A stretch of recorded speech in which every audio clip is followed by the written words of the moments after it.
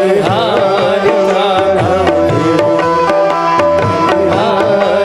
माधव जी, बलिहारी माधव जी।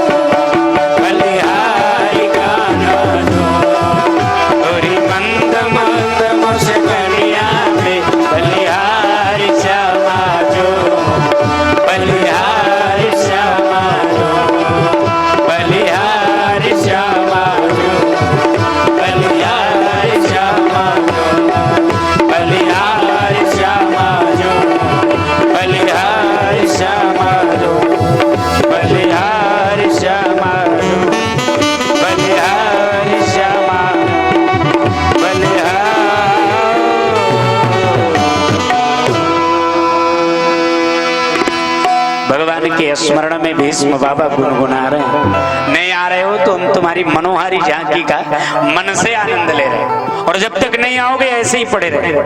देखो हमें मरने का डर तो है नहीं, हम मरेंगे तो तबे जब हम चाहेंगे, और तुम आओगे तबे जब तुम चाहोगे। तुम्हारे ऊपर कोई दबाव नहीं है, तुम ब्रह्म हो, और हमारे ऊपर कोई दबाव नहीं है, हम साधक। तुम भी नहीं डाल सकते, हम इच्छा मृत्यु के वरदानी हैं।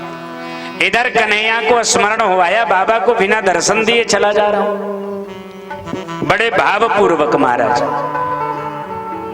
भगवान बाबा की ओर रथ मोड़ पड़े, रथ मोड़ दिए। क्या हुआ? बोले रथ लेकर के वापस चलो। अर्जुन बोले क्या हुआ? बोले तुम्हारे बड़े भाई साहब राजा तो हो गए, पर राज्य की शिक्षा किसी महापुरुष से, किसी वयोवृद्ध आचार्य ब्राह्मण मनीषी से नहीं ली। तो पहले तुम्हारे बड़े भाई साहब को शिक्षा दिलवानी,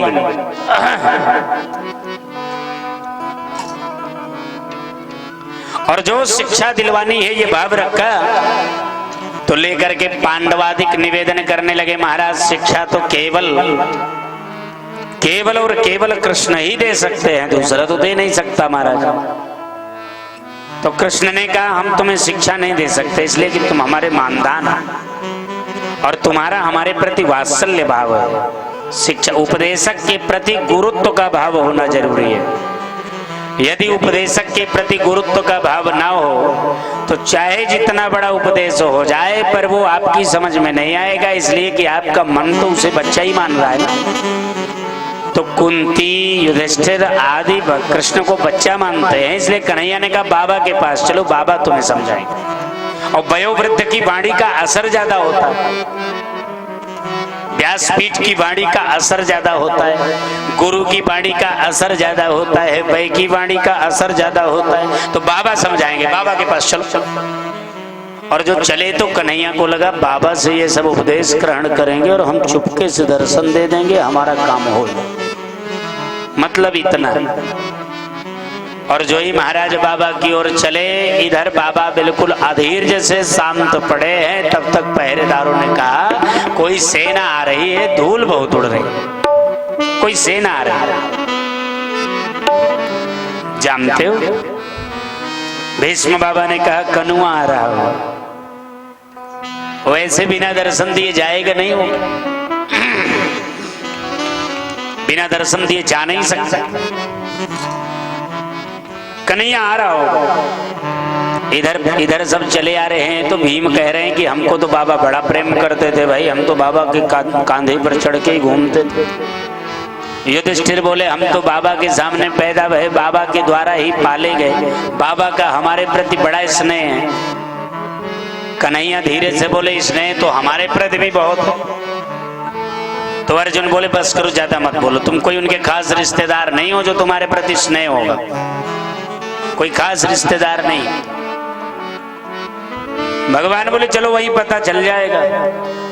और जो भगवान के सामने पांचों पांडव पहुंचे ना, जैसे ही पहुंचे तो सब तो भाई सामने से घेर लिए, घर वाले हैं, परिवार वाले हैं, मरे गिरे घर वाले ऐसे घेर लेते हैं कि महाराज मरे गिरे घर वाले ऐसे खोज घेर लेते हैं कि अगर कोई बाहरी मिलना हो, चाहे जितना बड़ा प्रेम हो, तुम परिवार के नहीं हो, बाहर चलो, चाहे तर जाए वो नहीं के पानी दे, क्योंकि आत्मा तो वो नहीं मिला गए, लेकिन परिवार वाले जीते न करे राधा, मरे करे हाँ, जियत चाहे एक लोटा पानी न दे पर मरे के जो नहीं, इज्जत बचावे के परे। न जाने कितनी बड़ी श्राद्ध कही रही है, न जाने कितना बड़ा काम कही रही है, जियत चाहे दुआरे पे भैया भैया बोलावत रहे, सुनबई न करे, ये स्थिति। और महाराज आज जो पांडव सामने खड़े हो गए और परिवार पूरा खड़ा है, भीष्म बाबा ने धीरे से पूछा अर्जुन, कन्हैया बिल्कुल सिर की ओर जाके खड़े हो गए, हाथ जोड़े। अरे भाई ये परिवार वाले जगह देते नहीं, इधर खड़े हो जा रहे। और ये भी तो देखना है कि किसको ज्यादा चाहते हैं। भगवान की एक चाल थी, अचानक भगवान द्वारिकाधीश ने, कृष्ण कन्हैया ने निवेदन किया मैं इधर खड़ा हो जाता हूँ। पांडव बोले हाँ वहीं खड़े रहो, कोई तुम्हारा इधर काम नहीं है, इधर सब घर परिवार वालों का काम है। इतने में भीष्म बाबा ने जानते हो क्या कहा हो, कंधेरुआ नरेश, ए अर्जुन क्या तेरा सारथी नहीं है? अर्जुन बता पाते कि पीछे खड़े हैं, इतने में वो इतना भगवान मौका देते हैं का अपने चाहने वालों को। और ऐसे पूरा भीड़ को फाड़ते हुए, चीरते हुए सामने आके खड़े हुए, दादाजी प्रणाम, हम इधर खड़े हो गए थे, जगह कम थी। भीष्म बाबा ने थोड़ी आंख दिखाई, अब हिलना डोलना तो है नहीं, तो धीरे से आंख दिखाई, और जो आंख दिखाई इशारा किया मानो कि आए हो तो सामने खड़े हो, ये दाएं बाएं क्या लगा रखा है, आए हो तो सामने खड़े हो, इधर उधर कहा आगे पीछे सीधे नहीं खड़े हो, जानते हो तुम्हारा इंतजार हो रहा। भगवान धीरे से बोले बताइए क्या इच्छा है? भीष्म बाबा ने कहा इच्छा थी कि जब आप आओगे तब शरीर छोड़ूंगा। इच्छा थी कि जब आप आओगे, बहुत अच्छा सुनते हो, ये ध्यान दीजिए, मन बिल्कुल मोह लिए हो। इच्छा थी कि जब आप आओगे तब शरीर छोड़ूंगा। और अब इच्छा है कि जब तक शरीर ना छोड़ दूं तब तक खड़े ही रहना, चले न जाना। भगवान को चक्कर आ गया, हे भगवान अब कहीं 4-6 महीने जाने का टिकट कैंसिल कर दिए तो हमारी तो खड़े खड़े हालत खराब हो जाएगी। भगवान ने पूरे परिवारी जनों को कहा बैठ जाओ। भगवान भी चले बैठने के लिए तो भीष्म बाबा ने दुपट्टा पकड़ लिया। क्या कहाँ जा रहे हो? बोले बैठने जा रहा हूं। आप कह रहे हो बैठो। बोले इनको कह रहा हूं बैठ जाओ, आपको नहीं कह रहा। फिर हम कब बैठेंगे? बोले सदैव देवो भगवान प्रतीक्षिता। श्रीधर स्वामी पूज्य पाद व्याख्या करते हैं और महाराज भागवत निवेदन करती है। रामचंद्र केशव डोंगरे जी महाराज भागवत रहस्य में प्रार्थना करते हैं कि जो लोग इस श्लोक का सुबह शाम 3-3 बार पाठ करते हैं उनके अंतिम समय में भगवान उनकी बाह पकड़ के अपने वैकुंठ ले जाते हैं। इसलिए पहले पूरा श्लोक सुन ले, फिर अर्थ होगा।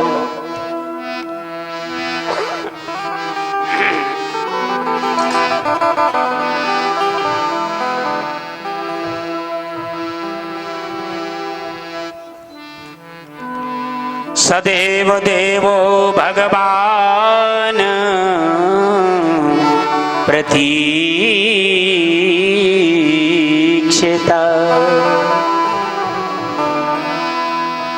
सदैव देवो भगवान प्रतीक्षिता। कलेवरं या वदिदं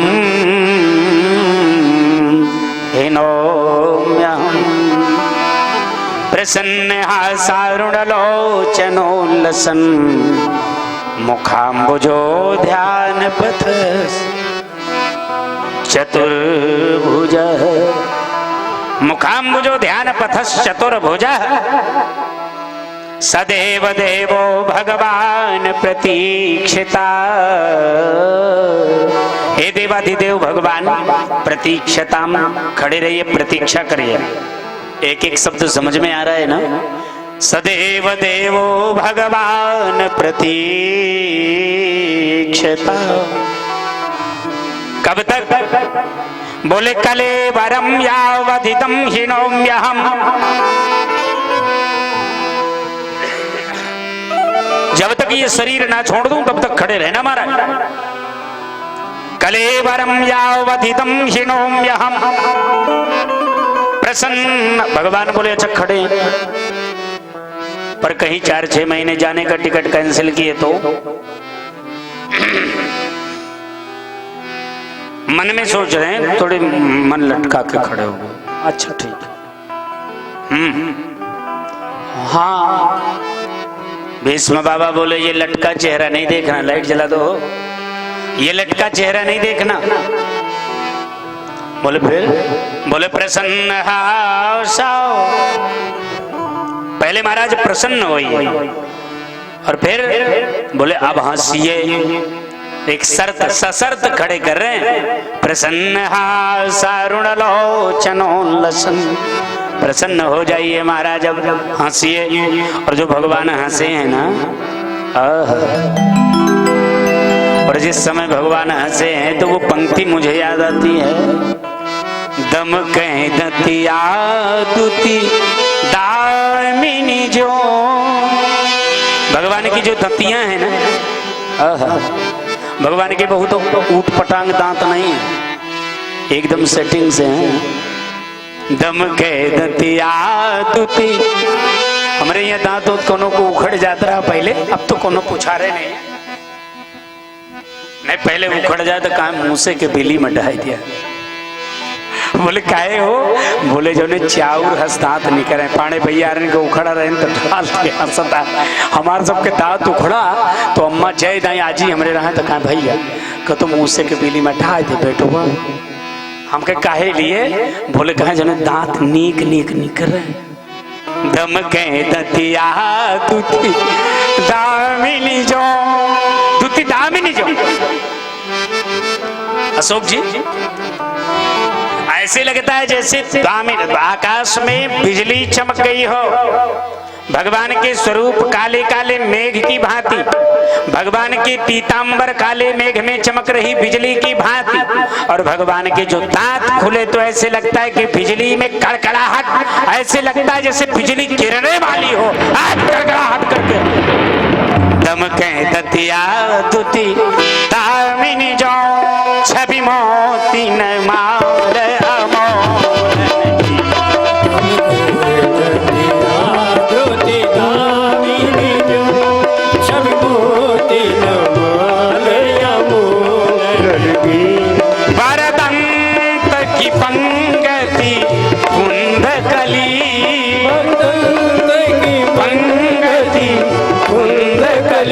वरदंत की पंगति कुंद कली। भगवान के जो दांतों की श्रेष्ठ, वर माने श्रेष्ठ, श्रेष्ठ दांतों की जो पंगति है ना, जैसे कुंद का पुष्प, कुंद के पुष्प की जो कलियां होती सटी रहती है एक दूसरे।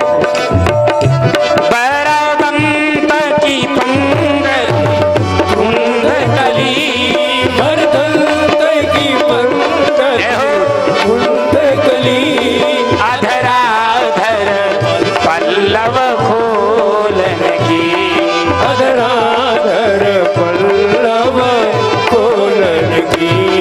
बंदरारी लटके मुख पे। भगवान के जो बाल हैं ना, वो मुख पर ऐसे घुंघराले लटक रहे हैं। थोड़ी लंबी यात्रा करके आए तो बालों का जो श्रृंगार है वो बिगड़ गया, और जो बिगड़ा श्रृंगार है वो कुछ ज्यादा ही अच्छा लग रहा है। घुंघराले लटके मुख पे, छवि मोती न मार अमोल की। श्रीमन्नारायण नारायण, हरि बोल। भजमन नारायण नारायण नारायण। न्यवछावर प्राण करें बाबा, न्यवछावर प्राण करे बाबा। बलि जाऊं ललाई न बोलन की। बलि जाऊं ललाई न बोलन की। श्रीमन्नारायण नारायण नारायण, भजमन नारायण नारायण नारायण। श्रीमन्नारायण जय हो। नारायण भजमन नारायण नारायण नारायण।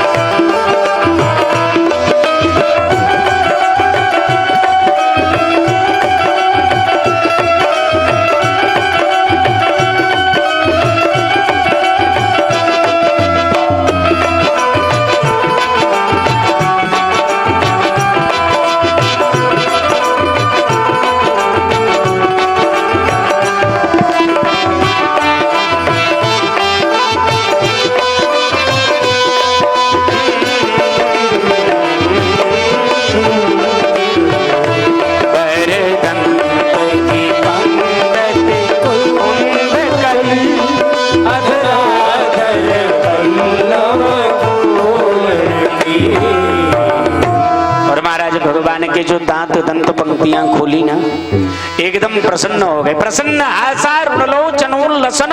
और सुनिए कन्हैया, बोले क्या? बोले आंख बिल्कुल खुली हुई हो, बार बार बंद ना हो। अब पल पलक तरत नहीं तारे, अब पल पलक तरत नहीं तारे, झकझोरत जनो प्राण निकर, जादू भरी तेरी आंखें जिधर गए। और महाराज जी आंख अब बंद नहीं होनी चाहिए। भगवान बोले और बताओ कोई बात हो? बोले मुखाम भुजो, मुख महाराज मुख कमल मिलन मिलन लोचनम नीरदाभम। मुखाम भुजो, मुख बिल्कुल कमल की भांति प्रस्फुटित हो, मुख कमल की भांति खिले हुए हो। मुखाम्बुजो ध्यान पथस चतुर्भुजा, और चतुर्भुज रूप में जो बड़े बड़े ध्यानी जिन मार्ग पर जाकर के चतुर्भुज को प्राप्त करते हैं, ध्यान के मार्ग पर जो चतुर्भुज सामने आता है, अब उसी चतुर्भुज के दर्शन कराइए ना महाराज। भगवान इशारा किए, चार भुजा से कम, दो भुजा से कम नहीं चलेगा। बोलो, अरे दो ही भुजा से काम चला लेते, ये चार भुजा की जरूरत जरूरी है। भीष्म बाबा धीरे से बोले, कन्हैया काम तो हम दो भुजा से चलाना होता तो युद्ध भूमि पर गिरे थे, तब भी आप सामने खड़े थे। स्वनिगम अपहाय मत प्रतिज्ञा, मेरी प्रतिज्ञा को पूरा करने के लिए अपनी निगमता को अपहाय तिलांजलि दे करके, निगम माने नारायण वेद, अभी शुरू में निगम शब्द आया था ना, निगम कल्पतरो, नितराम गमयति बोधयेत् स निगमो वेदा, वेदो नारायणो साक्षात्। स्वनिगम अपहाय मत प्रतिज्ञा, युधि कर तुम धो रथोत्तरीय, रथ से उतर के महाराज हमारी प्रतिज्ञा को पूर्ण करने के लिए भी तो आप आए थे, तभी तो हम गिरे थे। अगर दो भुजा वाले के सामने जाना होता तो हम वहीं चले गए होते। इतने दिन जो हम इस सरसैया पर लेटे रहे, इसका क्या पारिश्रमिक कुछ फल मिलेगा इसको? भगवान ने बोले, कहा हम दो भुजा में अच्छे नहीं लगते हैं? और बहुत अच्छे लगते हो, प्यार तो हमारा आपसे दो भुजा में ही हुआ, तो फिर चार भुजा क्यों जरूरी है? चार भुजा की क्या आवश्यकता है? जानते हो? कन्हैया धीरे से बोले, चार भुजा की क्या आवश्यकता है? भीष्म बोले, यहो सब जान जाएंगे जौने के दुअरवा झाड़ू लगाए। हाँ, अरे जिनका अन्न खाए हो, जिनका महाराज पूरी प्रसाद खूब चकाचक माल छाने हो, जिनका रथ हाँके हो, जिनके घोड़ों के पांव दबाए हो, जिनके यहाँ झाड़ू लगाए हो, जिनके यहाँ रात दिन रथ हाँके हो, सारथी बने हो, यहू तो जान जाएंगे कि आप कौन हो। भगवान ऐसे झटका, अरे ये सब जानते हैं। भीष्म बाबा बोले, अर्जुन तुम्हारा सबसे खास अर्जुन है तो है? हाँ। बोला अर्जुन है? हाँ बाबा। बाबा बताओ, सेवा बताओ। बोले, जानते हो इसको कौन? अर्जुन बोले, ये हमारे बुआ के लड़के, महाराज मामा के लड़के, और रिश्ते में हमारे साले लगते हैं। कन्हैया की ओर भीष्म ने देखा, बोले यही जानते हैं। एक बार इनको ये तो बता दो कि तुम कौन हो, नहीं इनको अपने विजय का अभिमान रहेगा। कृष्ण विजय सखे रतिरस्तु में नवद्या, हे विजय सखे, हे कृष्ण, त्वत्पादुके अविरतम त्वय्ये चरन्ति, आपके चरणों में निरंतर लगे रहने वाले, आपके चरणों की सेवा में निरंतर बने रहने वाले, और इनको अंतिम समय में आप ये नहीं बताना चाहते कि आप कौन हो?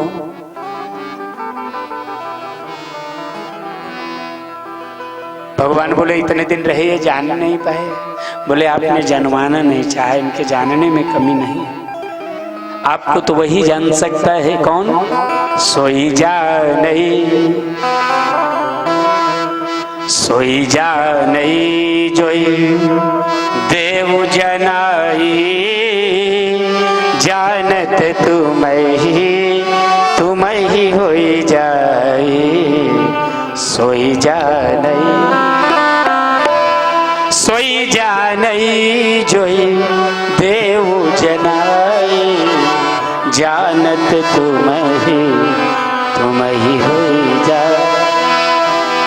जाने बिने न होई परतीति, बिन परतीति होई नहीं प्रीति। बिना जाने महाराज प्रतीति नहीं, बिना प्रतीति के प्रीति नहीं, और प्रीति के बिना, प्रीति बिना नहीं भगति दृढ़ाई, जिम खगेश जल कै चिकनाई। प्रीति के बिना भक्ति भक्ति हो ही नहीं सकती। प्रीति विना नहीं भगति दृढ़ाई, जिमि खगेश जल कै चिकनाई। राम ही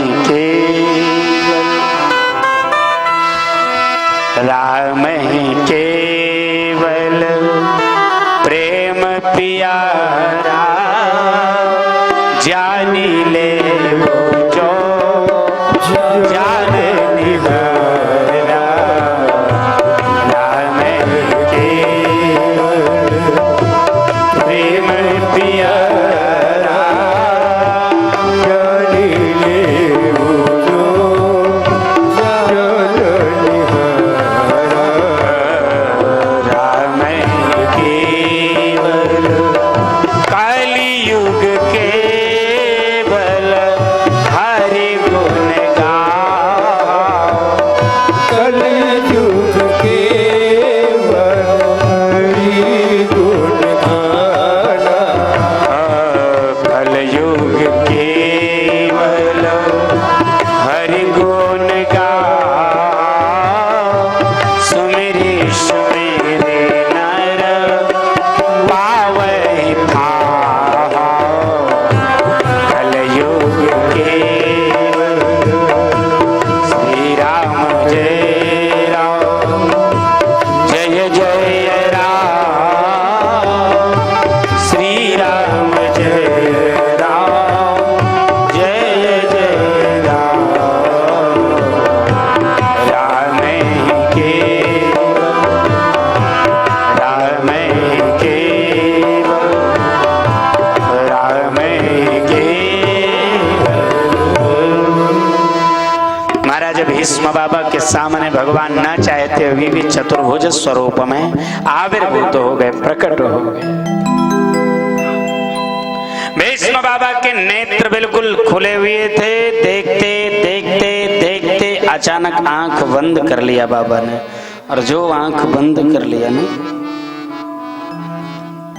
भगवान बोले हम अच्छे नहीं लग रहे हैं क्या जो आंख बंद कर लिए? भीष्म बाबा बोले इन्हीं नेत्रों के कपाट से अंदर गए हो, और कहीं ये नेत्र खुले रह जाएं तो आप बाहर न निकल जाओ, इसलिए नेत्रों का कपाट बंद कर लिया है, दरवाजा बंद कर लिया है, कहीं बाहर न निकल जाओ। भगवान पांचों पांडवों को बुलाए और भीष्म बाबा ने पांचों पांडवों को उपदेश दिया। दान धर्मान, मोक्ष धर्मान, स्त्री धर्मान, भगवत धर्मान, विधवा धर्मान, राज्य धर्मान, समास व्यास योगतः।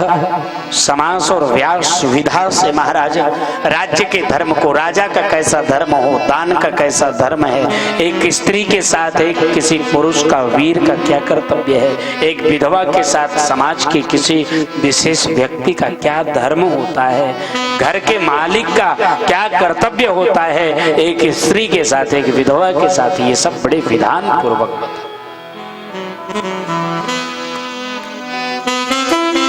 और अंतिम उपदेश कर दिया, आत्मानं प्रतिकूलानि परेशान न समाचरे, श्रूयताम धर्म सर्वस्व श्रुत्वा चैवावधार्यताम। समस्त धर्मों को सुनो और उनको धर्म को सुन करके धारण करो, स्वीकृति दो। बोले क्या? बोले आत्मानं प्रतिकूलानि परेशान न समाचरे, जो व्यवहार अपने को अच्छा ना लगे, मास्टर साहब, जो व्यवहार अपने को अच्छा ना लगे बस वही व्यवहार सामने वाले के साथ ना करो, समाज का सबसे बड़ा धर्म है। जो व्यवहार हमें अपने लिए अच्छा ना लगे वही सामने वाले के साथ ना करें। अगर हम किसी को, कोई हमें डांटे अच्छा लगे तो डांटो, कोई हमें प्यार से बोले पुचकारे अच्छा लगे तो पुचकारो, जो तुम्हें अच्छा लगे वही सामने वाले के साथ करो। जो आप किसी के साथ कर रहे हो उसका पहले विचार करो कि यदि यही व्यवहार ये मेरे साथ करे तो मुझे कैसा लगेगा। हमने किसी को चूना लगाया, अच्छा चूना लगाया, और किसी ने हमको 2 रुपए का महंगा कर दिया तो हमको चूना लगाया। तो जब आपने चूना लगाया तो आपको लगना ही, आपने किसी का अपमान किया तो आपका होना ही। आप किसी के साथ जैसा व्यवहार करोगे, प्रकृति आपके साथ वैसे व्यवहार की व्यवस्था कर देगी, इसमें कोई संदेह है। उपदेश हो गया। आ गया माघ का महीना, एकादशी का महापर्व उत्तरायण। और उत्तरायण आज दो है। एक उत्तरायण है सूर्य, माघ मकर गति रवि जब होई, तीर्थपति या सब हो सब कोई। महाराज एक सूर्य उत्तरायण होते हैं और दूसरे उत्तरायण कौन है? स्वयं भगवान कृष्ण उत्तरा के गर्भ से अब ही निकले हैं, इसलिए आज कृष्ण भी उत्तरायण है और सूर्य भी उत्तरायण है। दो दो उत्तरायण विद्यमान है महाराज। और ऐसे उत्तरायण के पवित्र समक्ष, पवित्र सामने, पवित्र उपस्थिति में भीष्म बाबा ने अपने देह त्याग का संकल्प लिया, निश्चय किया। भीष्म बाबा धीरे से बोले, कन्हैया अब हम चले। भगवान प्रसन्न हो गए, चलो जल्दी है, चलने का नाम ले ले।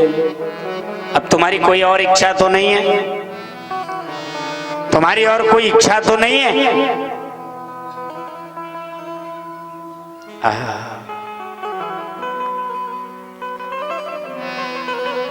तुम्हारी कोई और इच्छा तो नहीं है? भीष्म बाबा ने कहा, इच्छा थी कि बिटिया का हाथ पीला हो जाए तब जाओ, कन्यादान कर लूं तब जाऊं, क्योंकि कन्यादान के बगैर तो जीवन अधूरा रहता है। कन्हैया कुल चक्कर आ गया, अब कन्यादान करोगे तो वर खोजोगे, परीक्षा करोगे, तिलक चढ़ाओगे, विवाह करोगे तब जाओगे, हमारी तो खड़े खड़े हालत खराब हो जाएगी। भगवान कन्हैया ने धीरे से पूछा, है ब्याह तो तुम्हारे ही नहीं हुई है, ये कन्या कहां से आ गई? बिना ब्याह के ये बिटिया आई तो कहां से आई? भीष्म बाबा धीरे से बोले, इतिमति रूप कल्पिता वितृष्णा भगवती सात्वत पुंगवे विभूमि। मेरी बुद्धि रूपी कल्पनात्मक बिटिया है, मति उपकल्पिता वितृष्णा। मेरी बुद्धि रूपी कल्पनात्मक बिटिया है। महाराज नाम क्या है? बोले वितृष्णा नाम। और संसार में ऐसा कोई दिखता नहीं जिसको तृष्णा ना हो। अरे भाई कोई ऐसा है जिसको तृष्णा ना हो? कोई ऐसा नहीं है। किसी को पुत्रष्णा है, किसी को वित्तृष्णा है, किसी को लोकष्णा है। समाज में ख्याति चाहिए, बेटा चाहिए, धन चाहिए, नाम चाहिए, बस महाराज और कुछ नहीं चाहिए, हमका भगवान मिल जाए बस। तो भगवान की चाहत तो है ही ना। और मेरी बुद्धि ऐसी है जो भगवान को भी नहीं चाहती, बिल्कुल वितृष्णा है, और उसके विवाह खोज रहा हूं मेरी बुद्धि रूपी बिटिया का। भगवान बोले बर खोजे हो? बोले बर है तो, पर बर के पहले बहुत ब्याह हो चुके। भगवान के 16,108 विवाह हो चुके थे ना। भगवान बोले बर के पहले ही बहुत विवाह हो चुके हैं। भीष्म बाबा कह रहे हैं। बोले तो कितने? 2, 4, 6? बोले हजारों की संख्या में। भगवान को लगा हमको तो नहीं कह रहा, मैं बुढ़ाई में एक और सौंप दे। हाँ, हम तो पहले ही 16,108 से ब्याह किए बैठे। भीष्म बाबा से भगवान बोले बर कैसा है? बोले परम बरेण्यम। बर तो महाराज बरों में सर्वश्रेष्ठ है। बरम बरेण्यम, बर तो महाराज संसार में सर्वश्रेष्ठ है। 14 भुवन में एक ही उपतीय है। 14 भुवन एक पैती होई, 14 भुवन एक पैती होई, 14 भुवन एक पैती होई, 14 भुवन एक पैती होई। सुंदरकांड। भुवन एक पैती होई,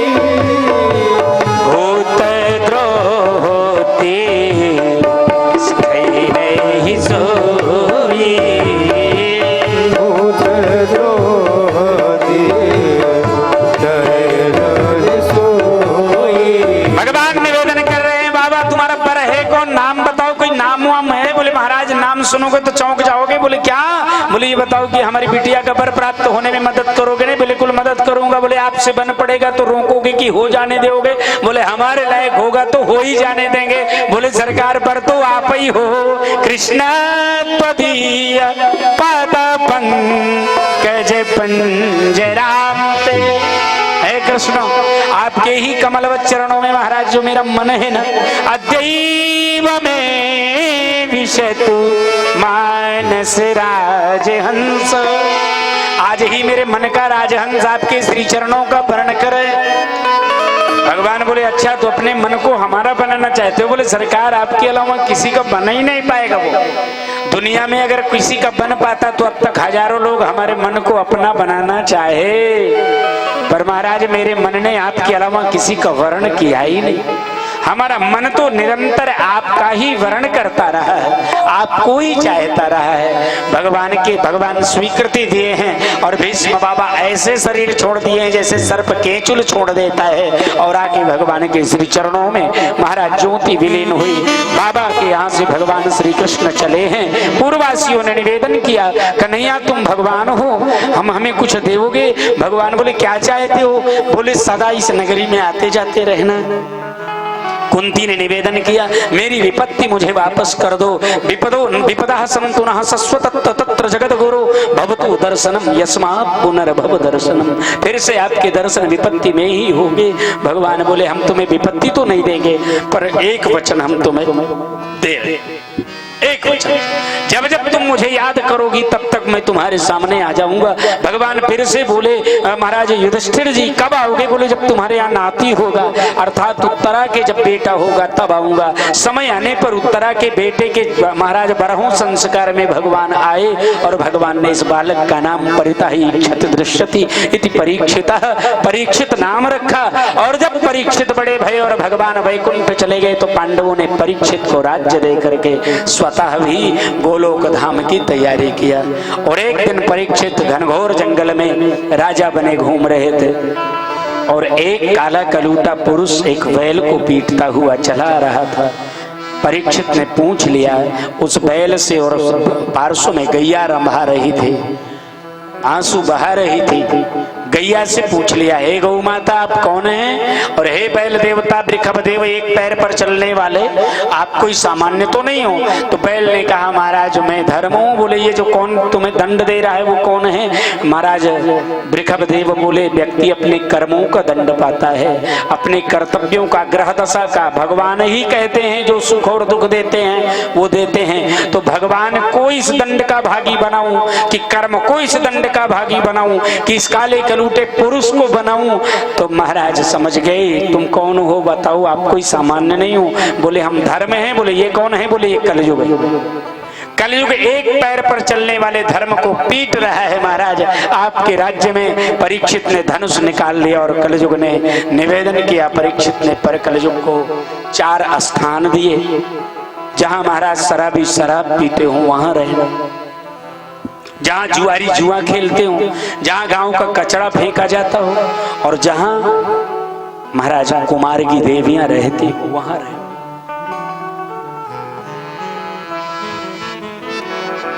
जहां कुमारगी रहती हो, सन्मार्ग छोड़ करके, अपने पति का परित्याग करके, कुल की मर्यादा छोड़ करके, महाराज अपने पिता की मर्यादा छोड़ करके, अपने ससुर की मर्यादा को तिलांजलि दे करके, जो ना करना चाहिए, जो ना देखना चाहिए, जो ना सोचना चाहिए, जो ना ग्रहण करना चाहिए, जहां ऐसी देवियां निवास करती हों वहां कलयुग को स्थान दिया, 4 स्थान।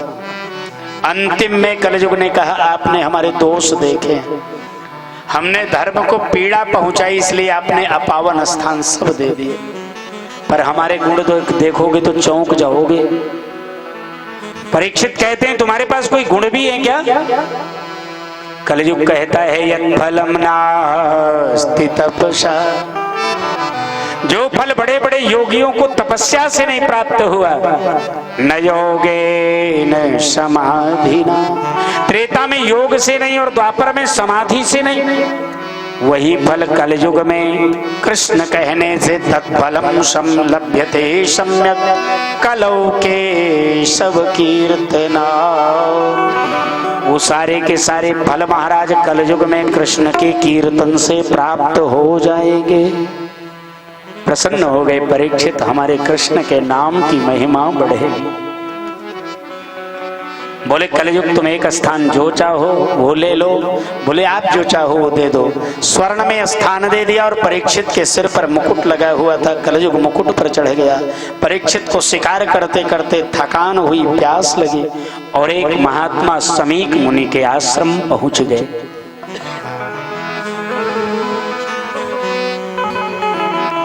समीक मुनि के आश्रम परीक्षित पहुंचे और समीक मुनि उस समय प्राणायाम कर रहे थे।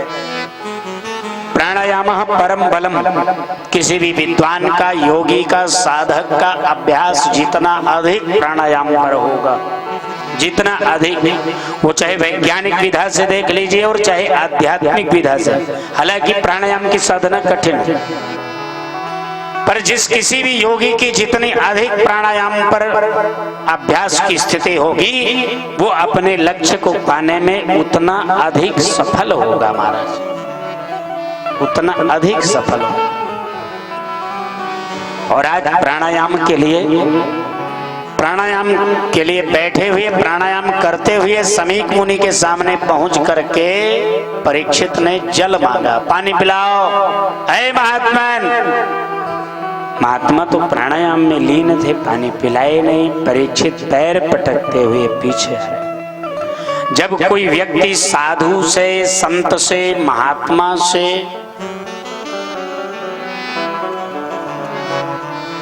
संत महात्मा से, थोड़े बोले नहीं, बोल रहे हो ज्यादा, एक आध बार कोई बात कह दो तो ठीक है। जब कोई साधु संत महात्मा से पानी मांगने की इच्छा हो जाए, ब्राह्मण से, गुरु से सेवा लेने का भाव जग जाए, तो समझिएगा आजकल तो लोग इलेक्शनों लड़त रहे तो सोचे थे गुरुओं जी हमार कन्वेंसिंग कर दें, है ना।